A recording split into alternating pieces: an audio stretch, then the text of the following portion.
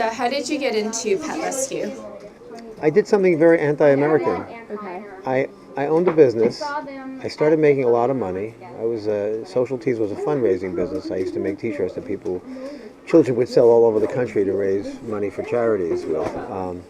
Started to become nationwide. Had to make a big decision. Now I had to get a bigger office, staff, trucking, designing. It was a big thing running a business. I already had enough at the time, and I hated just the fact that every day my life wasn't any different just because I got more money in the bank. All I was doing was going to work and making money.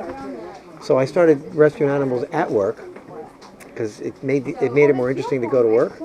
And then eventually, I realized I might be able to just eke out a living without doing the business part, just doing the rescue part, because then you could do it on a full-time basis. And then where do you usually get your animals from? That's easy. That's easy. Almost all of our animals are taken from kill shelters when they're on their last days before they get euthanized. Occasionally, somebody's in trouble. We take them from the public, but they have to have a lot of paperwork because it's got to be all the vaccines have to be up to date. Right. So what qualifications do you require from the adopters? They have to bribe me with all the. Well, they all have to fill out an adoption application, as you know. Yeah.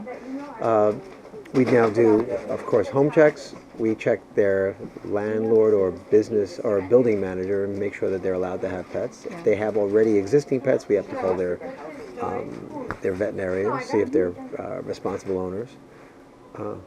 And a lot of it has to do with just meeting them. Yeah. You have to be a little bit of a fascist when you do rescue. Ironically, the T-shirts are about human rights, and here I am, like, no, you're an idiot. You can't have a cat. So Wear that T-shirt on. What's your daily routine here? I know you open at 5 o'clock. So Yeah, it's all volunteer run except for me. Yeah. And we all work, regardless. I write. Half the volunteers are people who have really good jobs, just want to get back to the community. Yeah. So the routine is, we have volunteers that are here way before we open, cleaning. Yeah, I saw a few people when I came here like at 2 p.m. And there's always troubleshooting, so I'm in the neighborhood in case I have to get here early. And we're open at 5, but I generally stay open later because we get busy late. Yeah. The East Village, everything happens later than earlier. So, what emotional toll does doing this job take? There's no crying in rescue. The hardest part is the problems with people sometimes. Some people get incensed if they have to fill out an application or if they're not accepted, by the committee who reads their application. Yeah, of course.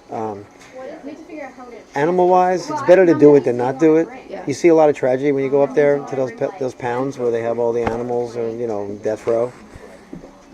But it's better to do something about it than not do something about it. Yeah. So, one day, think about it, it's ironic. I'm like the only person in the neighborhood that owns a business that wishes he got kicked out of business because he didn't have to do it anymore. You know what I mean? Like, it'd be great if there were no animals being euthanized. So. Oh, what's the most rewarding aspect? Oh my God, that's easy. You meet the nicest people when you own a nonprofit that does something on a community level. The people that work for us, oh my God, it's like a family. Yeah. And of course, every time an animal leaves here, I get to take another one. So I always tell people, if they adopt 2 kittens, because we have a 2-kitten policy, they're saving 4 animals, because 2 more are going to, the next day, because there's so many. So that's, of course, very rewarding, clearing out. I'm like the mailman. I want that. I want to keep getting it out. I don't want any more. Yeah. So can anyone just come in and volunteer? Or? Yeah, you have to be over a certain age. Yeah. 21's good, 25's better. Because, dogs bite sometimes. Some good sense for A lot of liability, And what can people do to help? Well, as the person who pays the rent, you cannot believe what it costs to run this room. There's one room. We don't have the old shops. We have 7 giant rooms. Yeah, because I remember this is it. Else we have a basement, small basement. That's it.